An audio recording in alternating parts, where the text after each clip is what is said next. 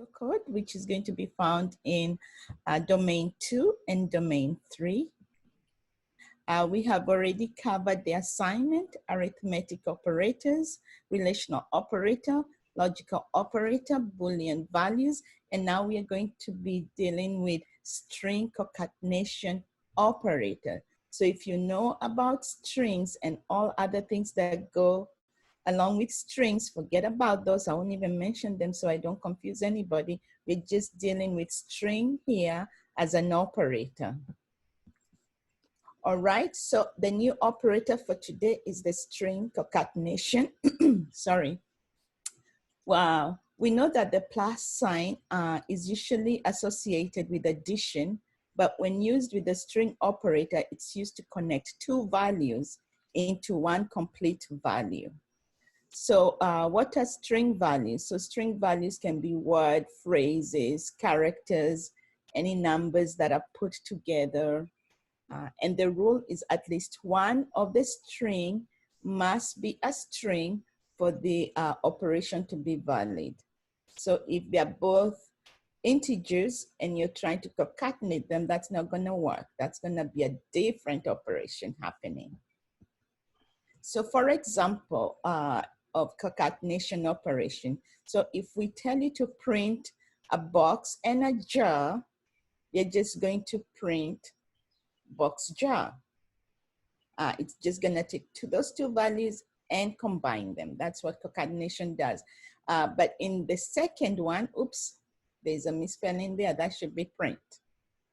If we have print box and jar, but what you will notice is I left a space here just before I started the word jar. Then I have box, a space, jar, because I did that. And another way to have a space when using concatenation is you can have box and then the concatenation sign. And then in between you have two open quotation marks with a space in between. And then another concatenation with jar that also can create a space. So that is what we are looking for. So then the next one we have is, what about concatenating with numbers? So if you want to print box and 5, you will have box 5.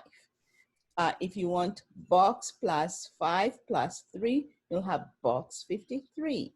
But if you have box, 5 plus 3 plus box, then it will first add the numerical numbers and then concatenate it with the string. Any questions over here? All right. So here is one for you to try. So hopefully this will get you to wake up a little bit as you read this. So look at it and try. And be ready to just voice what you see and what your answer is.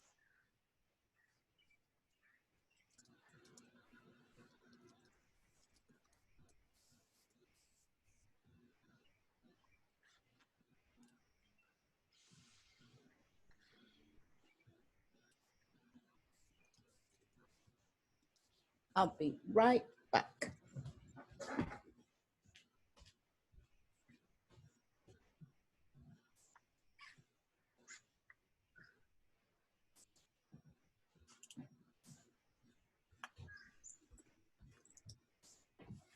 I'm going to take another computer and make correction to any mistake I see. So do we have anybody who wants to tell us what the drink will be? Mocha vanilla? With space or no space? No space. Fantastic. All right, who next, who? Who will do I ate, I slept? I'll do it. All right. It's I ate, I slept all together. Oh, wait. I know it's not very, I see.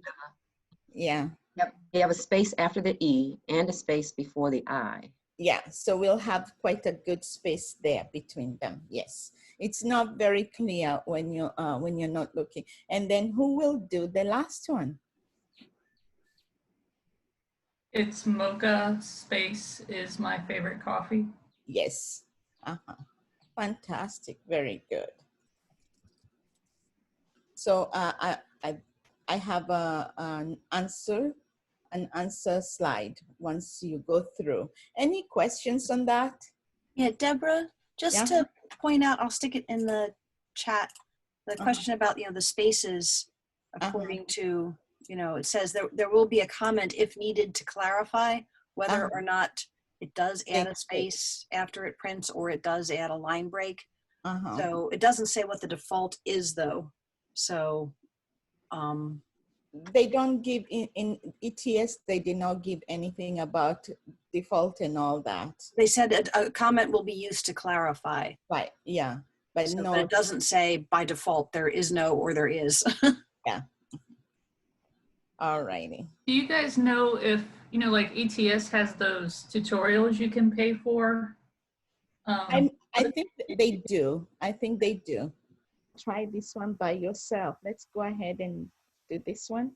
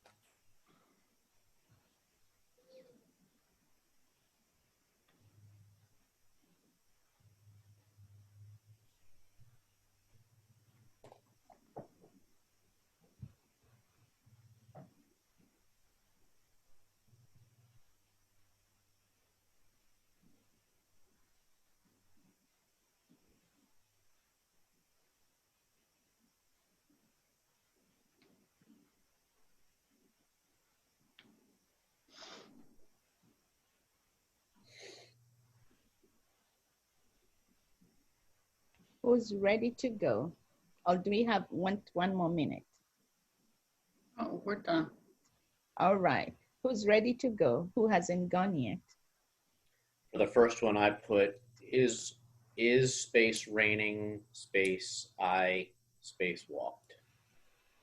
Good. Anybody has a question? The No. second one. Do you want me to keep going with them or? Yes, sure.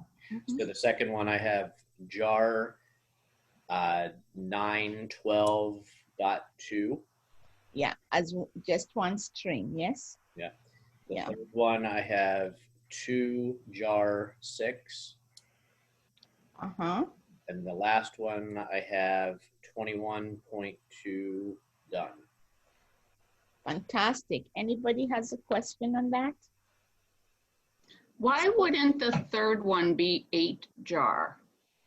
Because there's a string between them.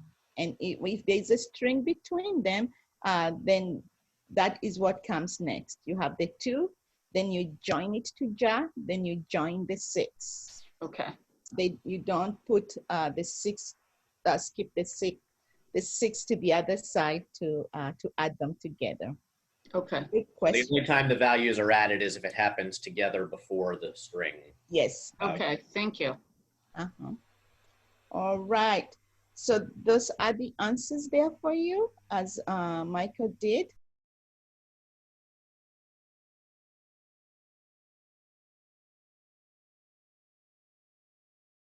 And we are actually using the addition sign. So we get 198.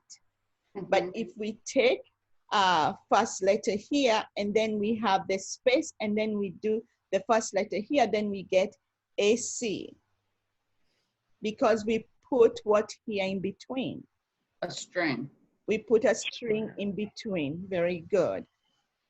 But here, when we go here and we put, and this has to be, it will not work unless it's, yeah. If we go here and then we put the first letter with C, then we are going to get 65 plus 67.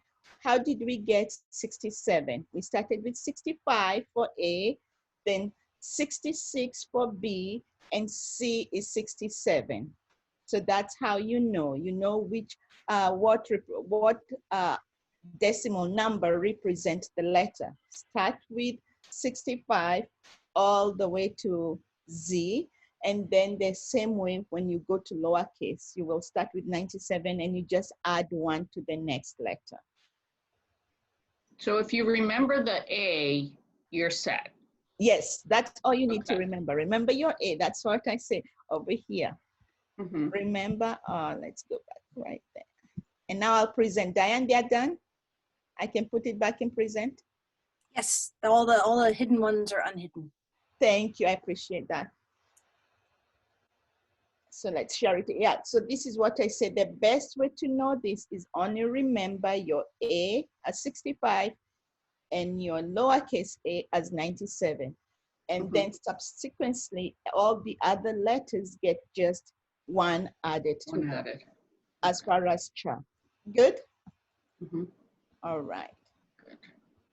So we saw those ones. So that's how you do, that's how we would do those. And if you a little shaky, you can run them on a program and you can see the answers. Because I actually went and put them in a program, and this is an output of a program. I did have to change the arrows because you don't have the arrows in a program. So that's how you would see it if you ran in a program, but you would have other things that you add. All righty. And then here, we should have a question there before this one. And then here, what about this? It's the same one. What about here if we had the first letter and then space and then C? We saw that that is AC. And then if we have first letter plus C and without the space, then you see now you get the 132. And remember, those have to be chars. But if you have the lowercase, and this time we have a B plus a C, remember what was A? 97. 97. So now we are going to have 98 plus 99, and we get 197. And then the same thing with alpha. If we have already defined what is alpha and then plus 99 minus 40, then we'll get that information. I think I had a slide before this one, Diane. I don't know where that slide is because these are the answers to that slide. I just unhid everything that was hidden. I haven't, I'm just adding the things that you've It's been the saying other way here. around. It's supposed to be here because here's where alpha is. All right, so now go ahead and try these ones. And feel free to discuss, to talk it out if you have a question.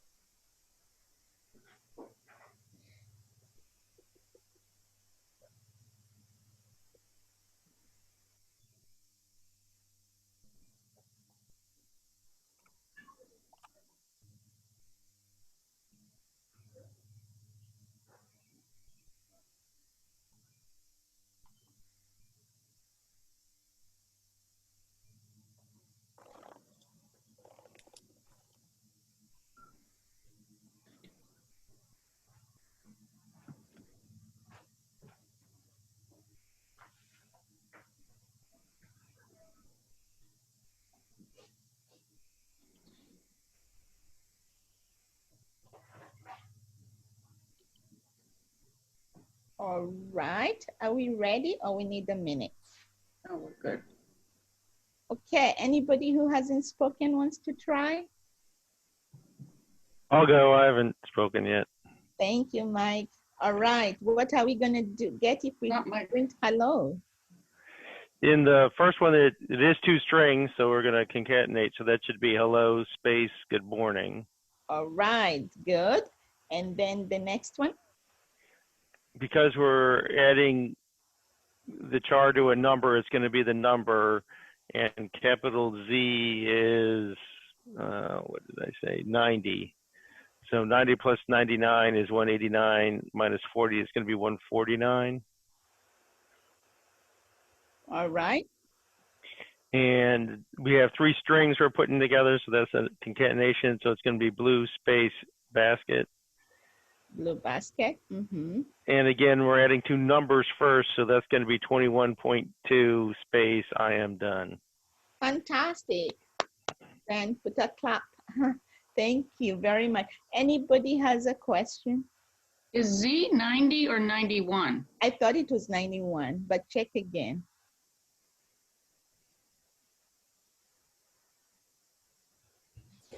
Shouldn't it be 90 because 65 represents A and there's 26 letters in the alphabet? Go all the way to the alpha and look at it. I To have the alpha. 90 in the chart. I'm Z is looking at 90. Z is something I 90. pulled up. It's 90? Mm-hmm. All right, Mike was correct. Thank you, Mike. Appreciate it. All right, so let's go to the next one. So there we have our number. The answer is 149. We have all the answers as Mike gave them to us. All right. Thank you. Perfect. So let's take a breather, forget about strings and chars, and now we come to arrays. So we're teaching programming. Remember, we are only doing here for now 1D. You do have 2D, but for today, we're just going to cover a 1D, meaning one-dimensional array. All right? So an array is a collection of data storage location, each of which holds the same type of data. An array such as box is a box drawn in memory with a series of subdivisions called elements to store the data. So below we have a representation of an array that has 10 elements. So all these things inside the array are called the elements. While this array contains only 10 elements, arrays are traditionally used to handle large amounts of data and to remember so that you don't have to remember all that information. You're only using the name of the array. So how do we declare an array? Let me show you how first you can draw your array. So these are called indices, and each one of them is called an index. All right.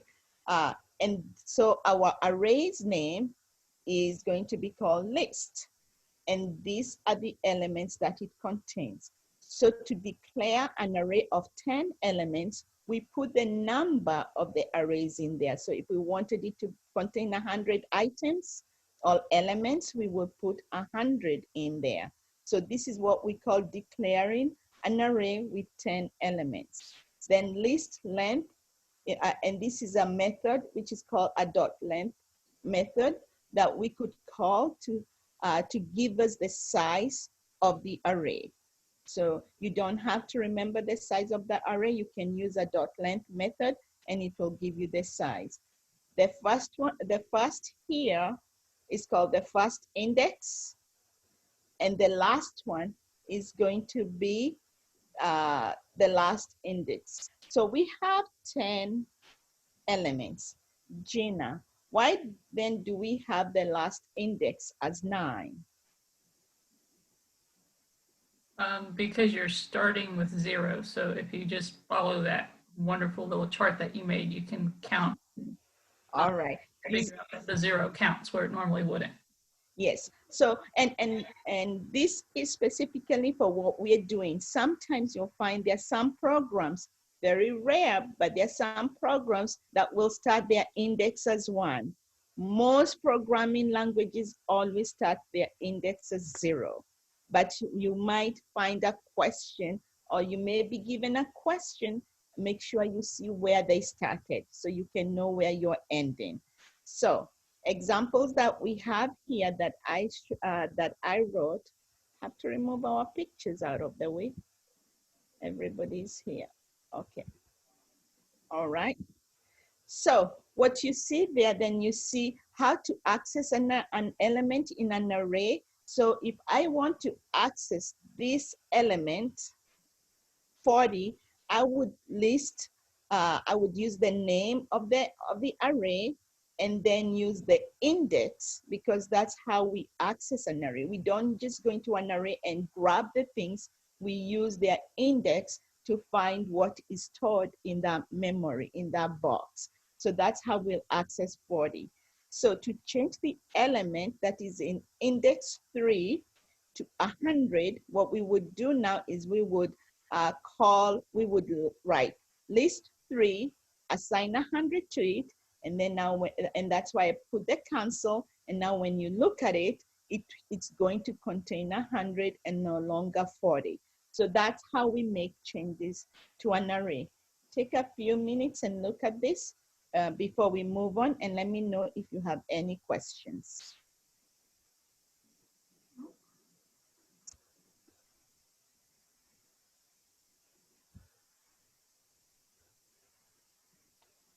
Any questions? All right, we'll move to the next one. So declaring an array. We saw one way of declaring an array. So you could find it written int with the square brackets, which you find below the squiggly curly brackets, or you could have int list with a square bracket. They mean the same thing. And the same if you're using a string or you're using a float. And sometimes you find int with the word array and then the name of the array. And that is how you can declare an array.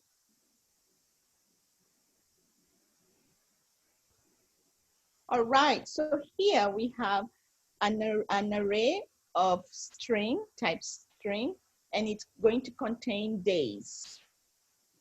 So we can assign each day this way, or one at a time by putting it in each index. Or we can declare it as a string days and put it in these curly brackets with commas in between. Both ways will assign all these days of the week into days. Does that make sense? Yes, no? Yes, yes. All right. Yeah, so there are two ways you can put things in an array. You can either assign one at a time, or you can put, if you have more than one element, or you can put them in the curly brackets with the commas in between. So if we were to print days, what would be printed?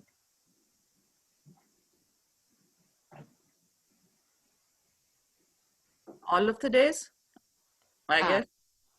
Will yeah, all the days, will they have the brackets with them when they're printed? No, they will be just days printed: Sunday, Monday, Tuesday, Wednesday, Thursday, Friday. Thank you. All right, and welcome. I did not know you were there. Thank you. I didn't disturb when I came in. I came a little late, so I didn't disturb by saying good morning. I thought lesson is going nice, so let me just sneak in and sit there. Thank you. I'm glad you're here.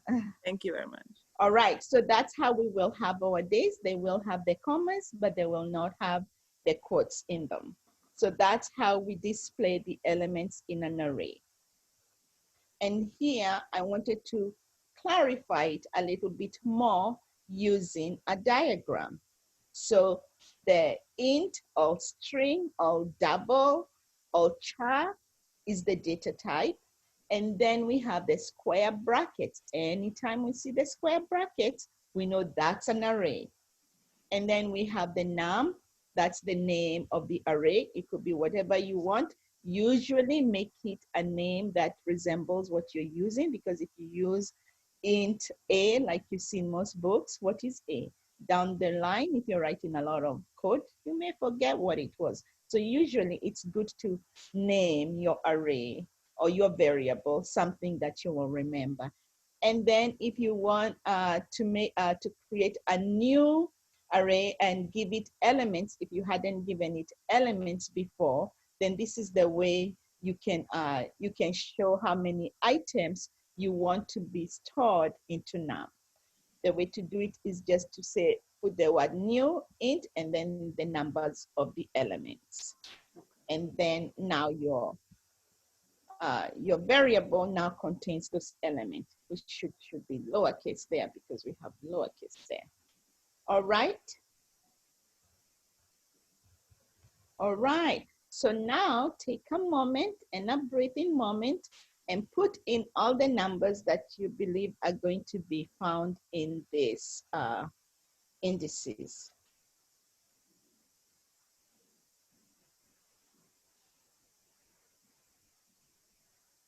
And if you're done and you haven't spoken, let us know what you came up with.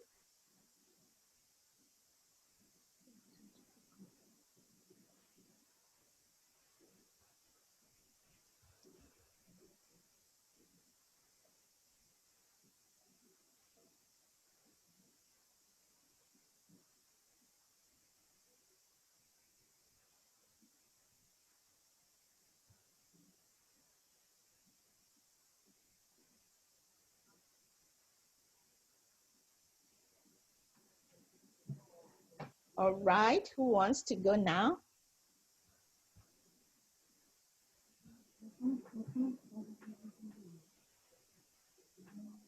I can try. Sure, thank you, I appreciate it. Oops, sorry. Oh.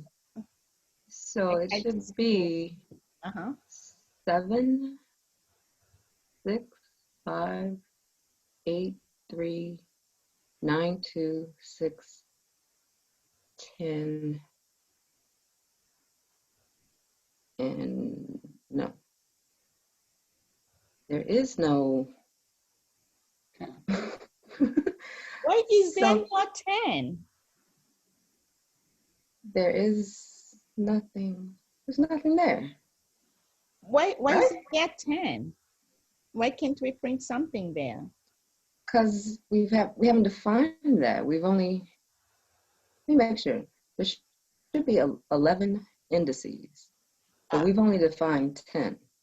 Fantastic. That's exactly what I wanted you to know, because we always start from 0, and that's why you see I doubled that, because that does not have a number, because we start from 0. Our indices are starting from 0, so they would run all the way to 9. We don't have a 10th one. I put it bolded there because we will have nothing there. So that maybe most likely you would have, if you were having a choice of to answer that, they wouldn't make something that simple. But if they did, then you just say null. You pick N-U-L-L. There's nothing there.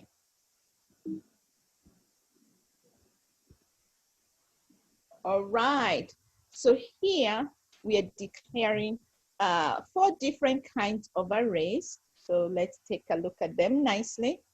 So list A has 1, 2, 3, 4. String 5. String words has Tom, Dick, and Harry, and float has 1.2, 2.9, 0.3, and our char has some letters, uppercase and lowercase. So we have declared arrays and given them information. So how then do we count how many, how long our array is?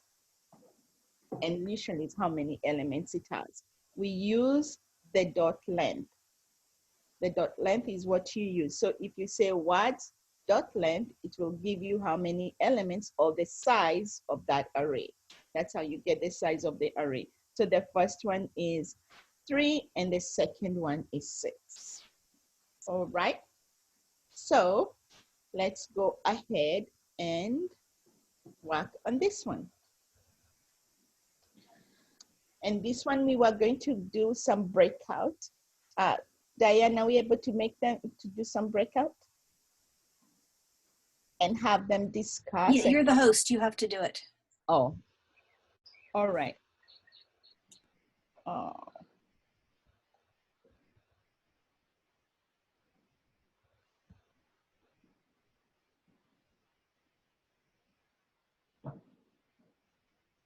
Or you can just switch me back to host and I will have to switch you back to host because I don't see it. It's under their names where it says more, but I don't see where to put them in their name. So I will switch you back to host. Let's give Miss Diane the host. And then you all will have maybe 2 or 3 people and you get to discuss the questions. Where is Miss Diane? Make host.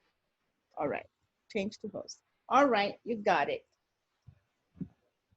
And once you go into your room with your partner, you go through those, discuss, and give us the answers that you will come up with.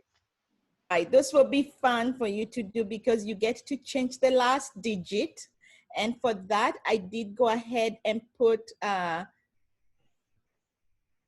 the slide wasn't, yeah. So if you wanna remember how you change it, remember how we did, you take the list and find the index and then assign a different number, and that's how you get the new number in. And if you're doing just your first initials, you all got that one. But the very last one called for putting in several of your names. So I went to the next screen for that one because it was much longer. So then I created an array called my name letters. Then I put my chars, and then we'll reproduce them over there. All right, but over here where you are doing your favorite number, remember you take the index that you want and then you change it with the number, and now the number that was in there gets overwritten. Because anytime you put a number, unless you put it somewhere in temporary, it gets overwritten by your new numbers. So that was our lesson for today. Any questions?